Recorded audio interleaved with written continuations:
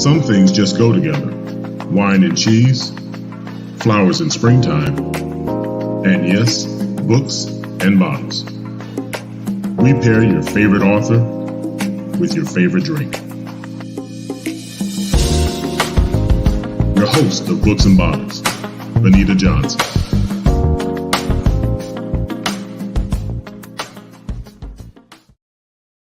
Hi, welcome to Books and Bottles. I'm your host, Benita Johnson.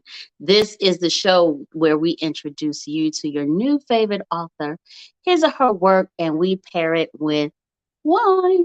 So today, y'all know it's January. Everybody's doing the dry January thing. So I'm drinking dry wines all January because I don't quit. So if this is your first time watching the show, we thank you for being here. We're sure you're going to love it. If you've been with us before, we appreciate you for coming back. Either way, take a couple minutes and share this video so we can grow our audience, and we want you to come back. So thank you again for being here. So today I have another friend. I keep bringing on my friends, but my friends are amazing. They are doing great work and writing really good books. So this young lady has been with us before. She is the owner. Her company is called Unbroke Women. I know her from Richmond. We've been in several organizations together, and I am just honored to call her a friend and to have her on my show. Today, we're going to talk about her new book that's launching tomorrow. It's called Money Mindset Makeover. Ignite a love affair with your money. I need this. I welcome to the show, Sarana Blackfoot. Hello, my friend. Thank you so much for Hello. having me. Yes, thank you so much for coming back. I don't see you much anymore. I think maybe since the pandemic, I don't know if we've seen each other once, maybe twice, but it hasn't been a whole lot. And I miss you, and I look forward to seeing you at your book launch. Thank you. Thank you so much. So I was looking for a Romanian wine today, but I did a live a few days ago just talking about like where you are. Like sometimes if you're not home or you're in a different city, there's not always a cute little swanky wine shop. You just got to go to the convenience store. So I am drinking wine in a can. So what? Wine in a can. Wow. So That works. this is my year of yes. If you say you want some wine, yes. So, so, so cheers. So let's jump right in. Congratulations. This is your second book. This is my second full book. Yes, I co-authored a few of them, but fully from page 1 to page done, this is my second one. Okay, so I have the Kindle edition. So I was telling you when we were in the green room, I don't do well with reading on electronic devices. So I'm going to lean on you, and we're not going to tell people everything in the book because they got to buy the book tomorrow when it's available. But Money Mindset Makeover. Wow. Why? Well, there's a big reason for that. Most Okay. people want to make more money, so they focus on how much more do I work, get another job, or I have a business, how many more clients I need. That's fine. You can make more money. But the truth is, if you want to keep your money and not just make the money and the money keeps living between your fingers, right? The main thing that you need to work on is your mindset. Because if your mindset has issues, your money is not going to be there to stay. Yes, you can make money because you work a lot. You're going to be paid, maybe overtime if it's a job, or get more clients if you talk to more people. All that is true.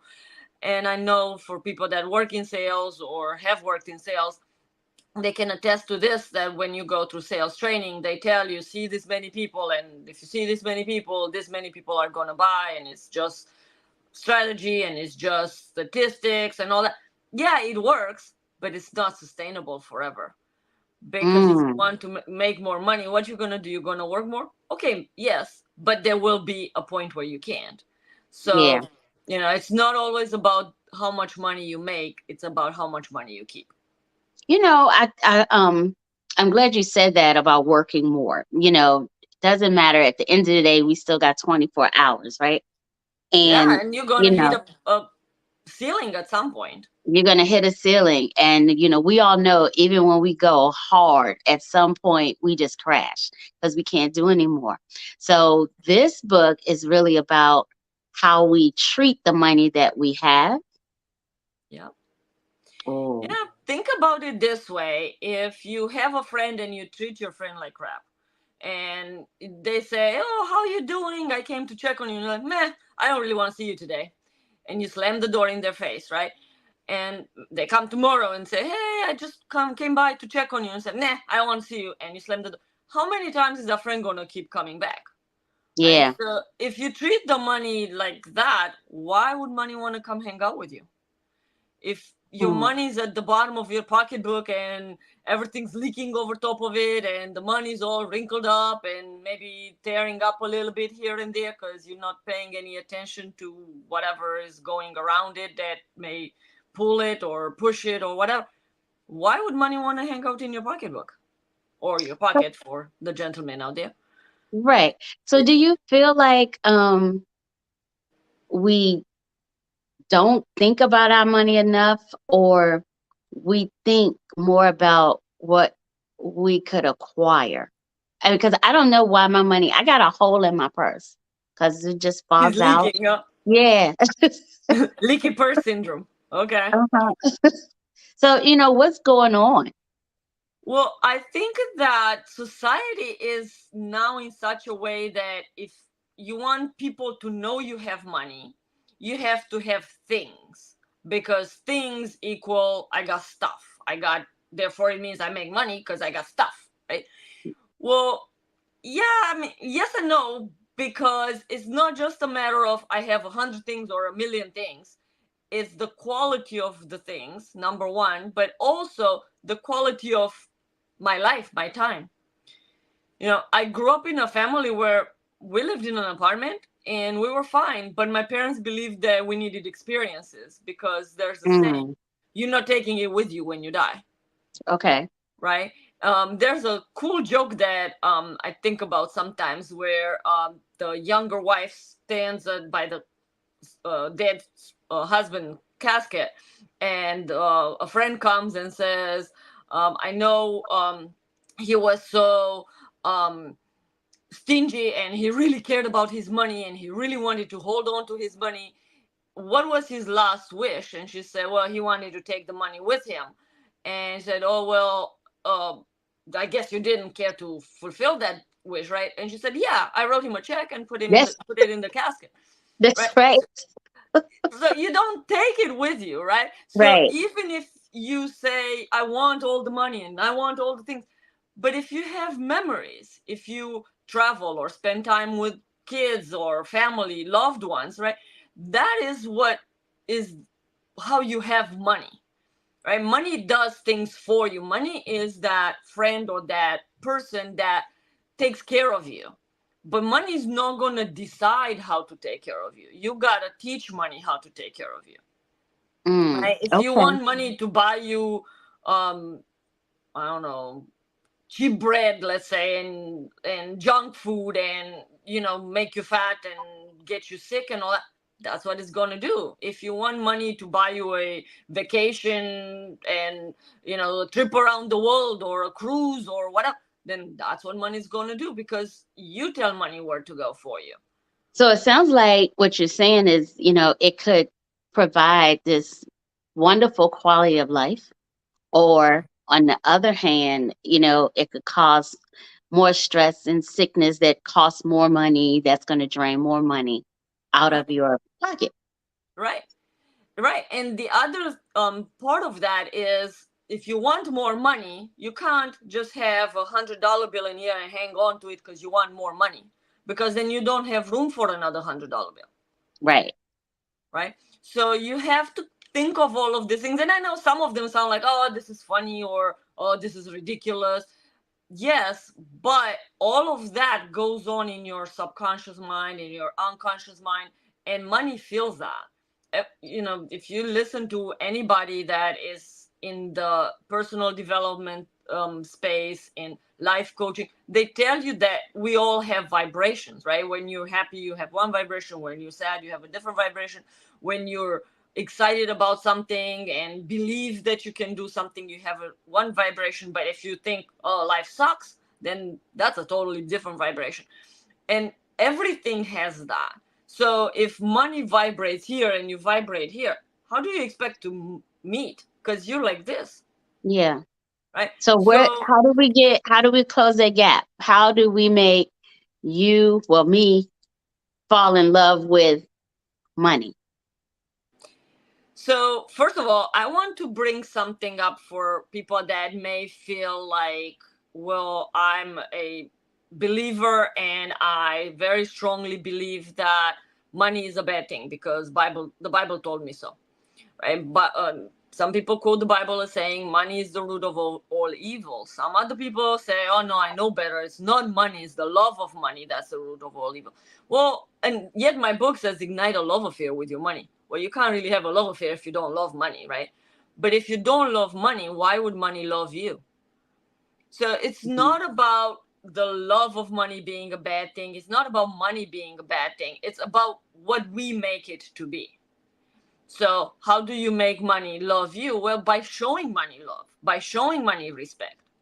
Right? If you have a child and you tell the child, you must respect me. I behave like crap with you. I treat you bad, but you must respect me because I say so. What are the chances that child really respects you as they grow Right. up? They Right. probably will for a while, or at least some sort of respect because they'll be afraid. But there will come a time where that child wants nothing to do with you and goes about their own life somewhere else, most likely very far away, right? And the money feels the same way. If you treat money bad, why would one? Why would money want to hang around? So how do you start, like say a person, they make, pretty decent salary, and they do those things, like they do some of the life experiences. Like I love to travel, and fortunately I don't spend a lot of money on the fast food stuff, but I like fine dining. That kind of goes along with my wine lifestyle, and the travel. And there are a lot of people who are like me, but they still have to I don't say have to, but they still do just live paycheck to paycheck.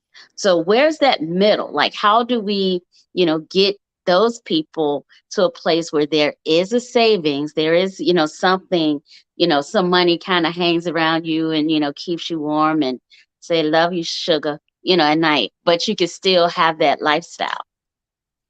Well, first of all, you got to start with something, right? Because there's always a first step, right? The Chinese, in their wisdom, say the trip of 1,000 miles starts with the first step. So when Mhm. you're trying to start a relationship with your money, maybe you realize, well, I never had one. It never occurred to me that I should. So, well, let's try it this way, right? And you start doing something. You're like, okay, I start, but what do I start? Where do I go first, right? So the first thing is you have to make a decision. If you don't decide to do something about it, then next year will come and you'll make a new resolution that's going to say, I want to make more money, or I want to have less debt, or whatever. I want to travel more, or whatever money objectives that you may have for the following year. And then the next year comes and you're in the same place and you try again. But if you Yeah. really want to change something, make the decision that you want to change something. Now, when I wrote the book, the way I decided to structure it is in a 21-day challenge, right? Everybody does Okay. challenges. People have, even with money, right? I know there are challenges out there that say 30-day fasting, don't spend money. Well, I'm going to challenge all of that because yes, you can do it for 21 days and that's cool. And I structured the book like that because I wanted people to feel that they can do it because it's in small bites. Yeah. But here's the challenge. If you do it for 21 days and then you say, oh, I'm done, great, I've done it, then what? It's not about the 21 days, the 30 days, the 7 days, the however many days challenge. It's about being able to sustain it. So once you decide, this is what I want to do, the next step is, okay, if this is what I want to do, let me see where I am. You Okay. can't go anywhere if you don't know where you are, Right. because you don't know if you're supposed to go left, right, front, back, wherever, if you don't figure out where you are. Well, in money, you have to figure out what's your start point. If your goal is to get rid of debt, what is the debt that you have so you know what you need to get rid of? If your goal is to have more money, what money do you have now, so that way you know when you have more money. And if you want more money, more is not really a number, so you have to come up with a number. What A feels real, good for you you? really have to quantify it, right? Right, because more money means, oh well, I have another dollar, that's more money, Sure. right? So Yeah. that's not enough to just say more money. But with the same token, when you make the progress, whatever that is, whether it's less debt or more savings, whatever, give yourself kudos. Feel good about it. And if your goal is to be here with your savings, but you only made it here in whatever that time period you wanted, it's okay. Look how far you've come. Yeah. Don't berate yourself. Don't put yourself down. Don't be like, oh man, I didn't do it and I knew I couldn't do it. Don't. Just be happy about your progress. Be grateful that you made that progress. Discipline is hard, Yes, it is. especially, like me, I'm almost 55, and I'm out here living my best life, just doing what I want to do. And so this year I decided to do the 12-week year, right? And Awesome. so Congratulations. thank you. And so at week 13 is kind of we assess, and I added celebrate in there. Yes, you But should. those celebrate, and so that 12 weeks, I'm trying to be regimented. We're only in week, I don't know, 3 maybe, but I'm trying to be regimented, and it's hard. It's a hard change. But what works for me, or what has been working for me, is to write it down. Like, I would never write down like all of my debt, because it's overwhelming and it makes me sad, to see those negative numbers. That's negative, and I got to pay. Um, it makes me sad. So I wouldn't write it down. And so I had to overcome that. I wouldn't write down what I got to do today, because that's overwhelming, because I got to do 4,000 things today. That's overwhelming. But it's exciting, now that I'm in like week 3. I forgot that saying, how many days make a habit. But now that I'm in it, it's exciting that I am accomplishing things because I am working so hard. I can't go nowhere to spend money. I am spending a little money, but I was spending a whole lot of money last year. But I am spending a little bit of money on things like DoorDash and stuff, because I do put a cost on my time. If I got to stand at the stove and cook it and then wash the dishes, that's 2.5 hours. I don't want to do. I'd rather pay, the $20 to the DoorDash and do my work, Yeah. So, it is, I think, to fall in love with money. It does take, if you're not used to that. Because as you say, and I think I've heard that a lot, money is the root of all evil, Mhm. but it never stopped me from wanting things that cost money. um Yeah. so it does take that discipline, and I'm excited to get into whatever your 21-day challenges are, because I'm competitive and I like to be able to say I won. So to get to the 22nd day is going to be a big deal. Yes, it is. I agree. And I like what you're saying because it totally connects with the things that I'm telling people, right? For instance, you said the DoorDash, $20 or whatever it is, doesn't matter. It saves you that time, the 2 hours, right? Or Yeah. whatever it would take you to actually prepare the food. So here's the thing, and it's kind of funny, but not in a haha kind of way, but in an ironic kind of way, right? A lot of people say, I don't want to spend the money, but yet they're willing to spend the time.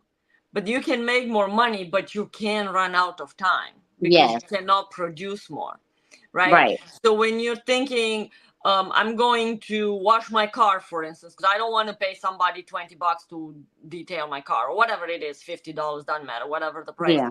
But you could spend that time because that person may do it in half an hour, and you're thinking, well, half an hour, I don't want to pay them that much Yes. for half an hour.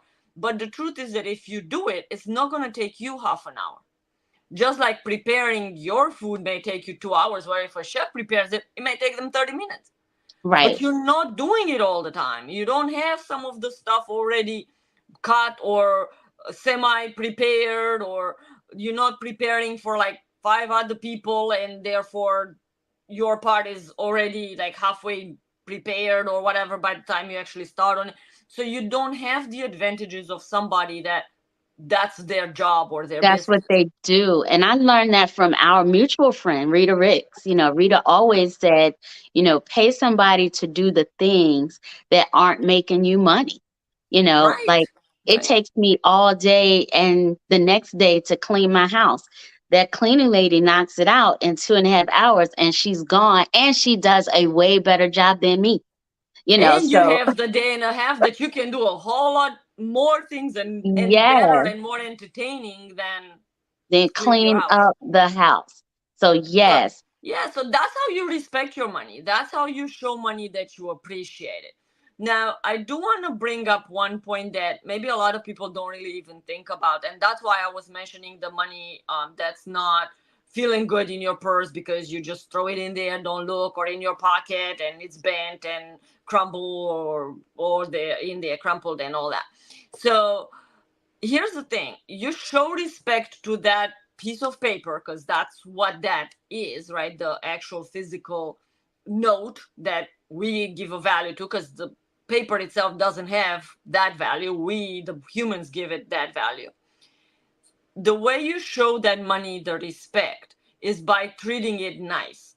If you go to somebody's house, you wouldn't want them hitting you upside the head or telling you to sit in a dirty chair or telling you sit on the floor and then maybe throw some dirty water over top of you or anything like that. So don't mhm, do that to your money, right? Put your money nice and smooth it out if it has already wrinkles and all that, and put it in your purse all facing you. Look at their faces when they're in there. Now, I prefer to put it in order of the denominations. Don't have to, but it does help if you're I looking do for that money. too.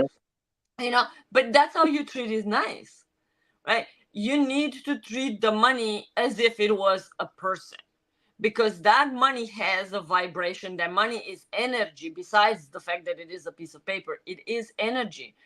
And somewhere up there in the universe, your energy that goes up there and that money's energy may or may not meet. And if they meet, you want the money's energy to return to you because it likes you. It feels attracted to you. You don't want it Okay, to run all over there because it doesn't want anything to do with you. So that's the that's part great. that you show money respect from the get go. Now it doesn't matter if you have $20, if you have $2,000. Now, if you want to have a feeling of rich and abundance and prosperity, maybe you want to carry cash with you. Now, whether or not you spend the cash, that depends on how you are as a person, if you prefer to spend cash or not. But if you want to feel that you have money, then have money. Just hold on to some cash with you, right? And if that doesn't matter, then don't. For me, it's always fascinated me to have really new, crisp bills. You know, I do I have better. proof.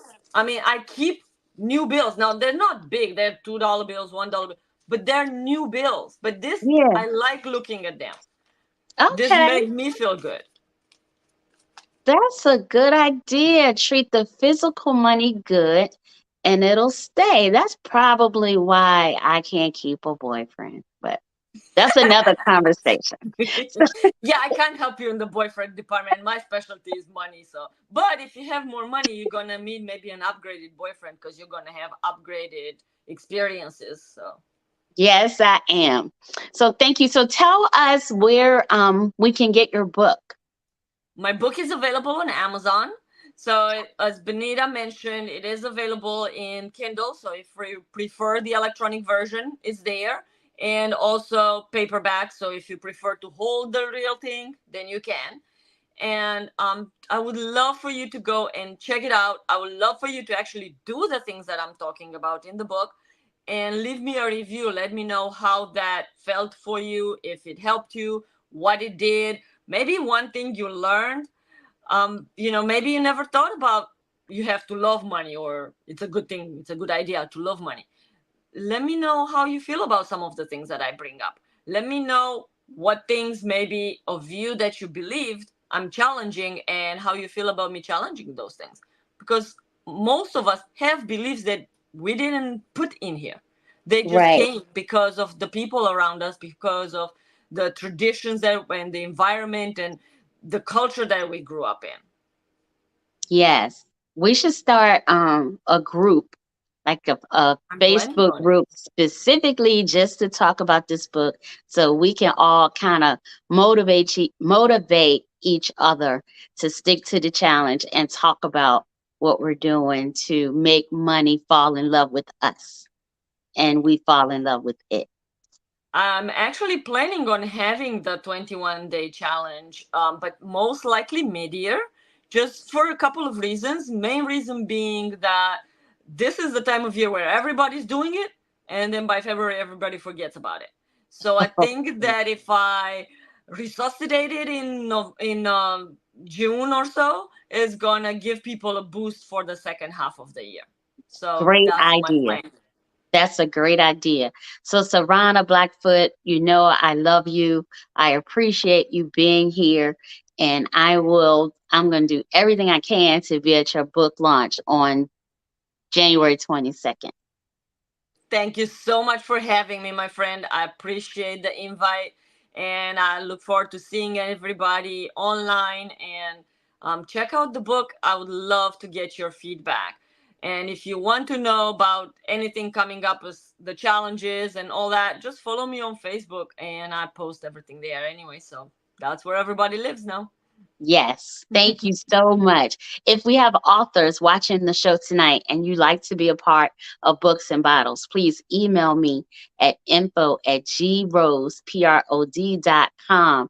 Thank you again for tuning in. Remember to share, share, share. Let's get that money right, y'all, in 2024. Until next time, cheers.